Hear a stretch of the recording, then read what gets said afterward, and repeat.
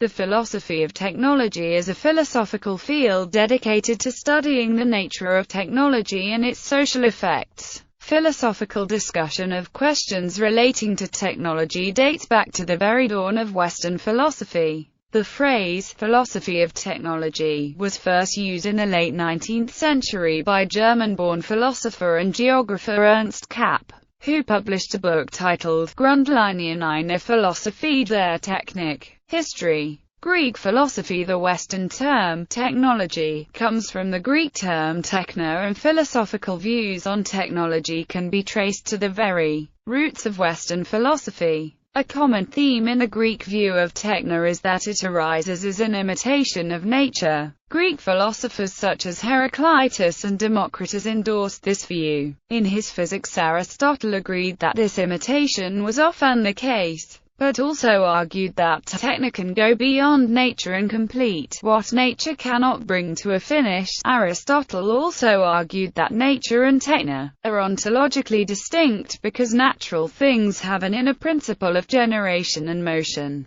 as well as the inner teleological final cause, while techno is shaped by an outside cause and an outside telos which shapes it. Natural things strive for some end and reproduce themselves, while techno does not. In Plato's Timaeus, the world is depicted as being the work of a divine craftsman who created the world in accordance with eternal forms as an artisan makes things, using blueprints. Moreover, Plato argues in the Laws that what a craftsman does is imitate this divine craftsman. Greek craftsmen also became wealthy and often attracted women and men alike. Middle Ages to 19th century. During the period of the Roman Empire and late antiquity, authors produced practical works such as Vitruviusida, Architectura and Agricola's De Re Metallica. Medieval scholastic philosophy generally upheld the traditional view of technology as imitation of nature. During the Renaissance, Francis Bacon became one of the first modern authors to reflect on the impact of technology on society. In his utopian work, New Atlantis, Bacon put forth an optimistic worldview in which a fictional institution uses natural philosophy and technology to extend man's power over nature, for the betterment of society, through works which improve living conditions. The goal of this fictional foundation is the knowledge of causes and secret motions of things, and the enlarging of the bounds of human empire, to the effecting of all things possible. 19th century. The native German philosopher and geographer Ernst Kapp, who was based in Texas,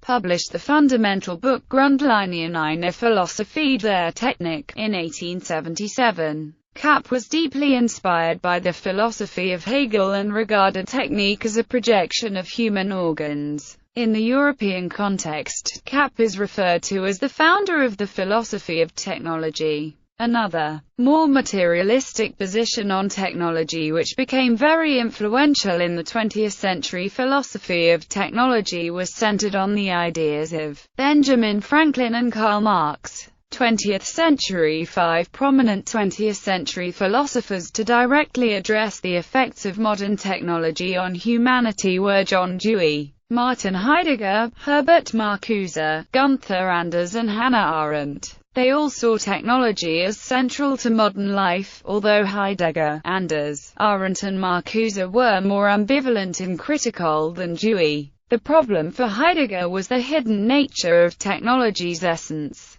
Gestell or framing, which posed for humans what he called its greatest danger and thus its greatest possibility. Heidegger's major work on technology is found in The Question Concerning Technology. Contemporary philosophy. Contemporary philosophers with an interest in technology include Jean Baudrillard, Albert Borgman, Andrew Feenberg, Langdon Winner, Donna Haraway, Avital Ronell, Brian Holmes, Don Ihde, Bruno Latour, Paul Levinson, Ernesto Mays Valenia, Carl Mitchum, Leo Marx, Gilbert Simondon, Louis Mumford, Jacques Ellul, Bernard Stiegler, Gunter Ropol, Nicole C. Karafillis, Richard Sennett and George Grant. While a number of important individual works were published in the second half of the 20th century, Paul Durbin has identified two books published at the turn of the century as marking the development of the philosophy of technology as an academic subdiscipline with canonical texts. Those were Technology and the Good Life, edited by Eric Higgs, Andrew Light,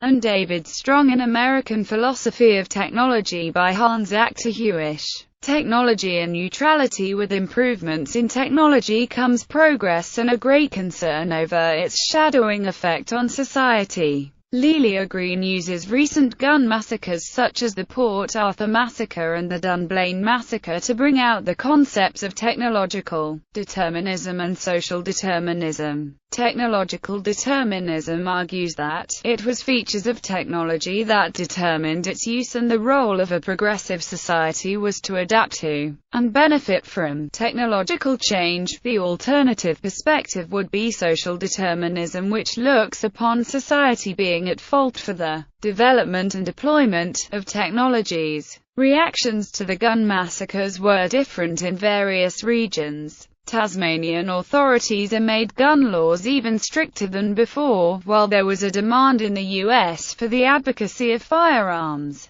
And here lies the split, both in opinion and in social dimension. According to Green, a technology can be thought of as a neutral entity only when the socio-cultural context and issues circulating the specific technology are removed. It will be then visible to us that there lies a relationship of social groups and power provided through the possession of technologies.